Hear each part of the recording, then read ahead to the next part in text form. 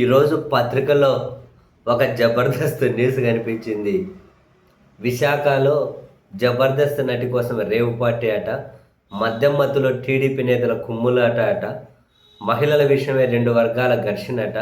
TDP నాయకుడు వెంకట దినేష్ను కత్తితో పొడిచిన మరో నేత చరణ్ తేజ్ అట. హత్యాయత్నం కేసు నమోదట.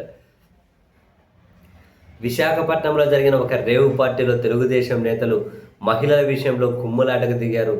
ఒక నాయకుడు మరో నాయకుడిని కత్తితో పొడిచారట. ఆనందపురం మండలం షొంట్యాంకు సమీపంలో హ్యాపీ నేచర్ రిసార్ట్స్లో జబర్దస్త్ ఫేమ్ నటి పుట్టినరోజు పేరుతో పార్టీ నిర్వహించారట. 70 మంది వరకు పాల్గొన్నారట.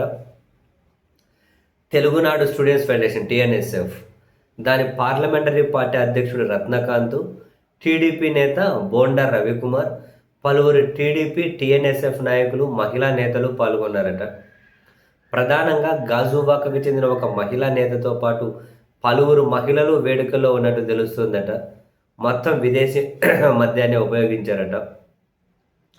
మద్యం మత్తులో మహిళల విషయమై 2 వర్గాల మధ్య వివాదం తలెత్తిందట. పలువురు పరస్పరం దాడులకు దిగారట. బుధవారం తెల్లవారుజామున 4 గంటల సమయంలో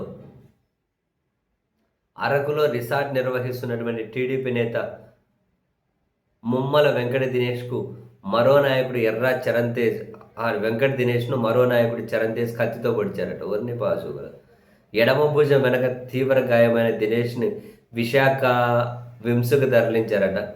ప్రస్తుతం అక్కడ చికిత్స పొందుతున్నారట. ఆయన కేస్ షీట్గానే ఆయనకు సంబంధించిన కేస్ షీట్గానే పబ్లిష్ చేసే పత్రికలు.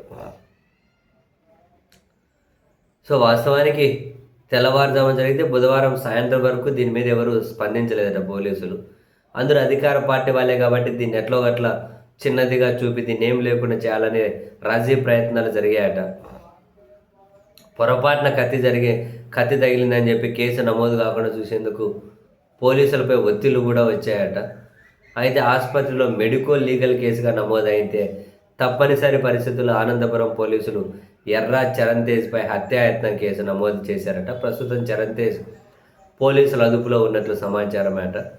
ఈ ఘటన జరిగిన హ్యాపీ నేచర్ రిసార్ట్స్ కూడా టీడీపీకి చెందిన మజ్జి శేఖర్దని తెలిసిందట. ఘటన అనంతరం రిసార్ట్స్ని మూసేశారట. పార్టీ గొడవ వివరాలు బయటకు రాకుండా సీసీటీవీ ఫుటేజ్ మాయం చేశారన్న ఆరోపణలట. మనుషులను చంపి బుడి చేస్తేనే ఆ సీసీటీవీ ఫుటేజ్ తీసేస్తున్నారు. మరి ఇట్లాంటిదో పెద్ద లెక్కన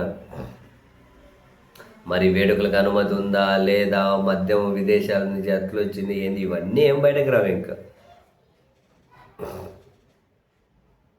రేవు పార్టీలు ఏంటి, ఆ జబర్దస్త్ ఫేమ్ నటి అంట. చూడండి రా బాబు, కనీసం అక్కడ మగవాళ్ళకి ఆడోళ్ళు వేసి వేపిస్తూ ఉంటారు. కొంపదీసి అట్లాంటి వాళ్ళే ఆడోళ్ళు అనుకొని చెప్పి పార్టీలు నిర్వహించాను వాళ్ళ కోసం పొడుచుకోలేదు కదా. కాసిన జాగ్రత్తగా చూసుకొని, లేకపోతే పరుగు పోతుంది.